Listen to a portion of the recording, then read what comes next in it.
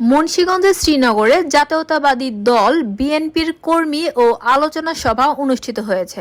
উপজেলা শ্রীনগর সদর ইউনিয়ন বিএনপির অঙ্গ ও সহযোগী সংগঠনের আয়োজনে ধাইসার উপজেলা বিএনপির সদস্য আহসান উল্লাহ ও ইউনিয়ন বিএনপির সাংগঠনিক সম্পাদক জহিরুল ইসলাম জহিরের সার্বিক ব্যবস্থাপনায় এই আলোচনা সভা অনুষ্ঠিত হয়।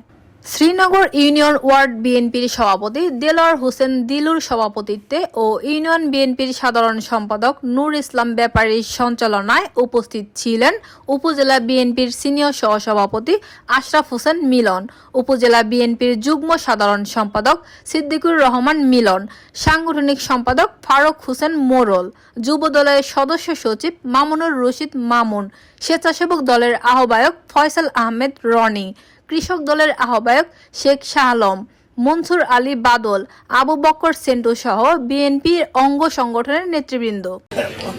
কি কারণে এই কর্মী সভা?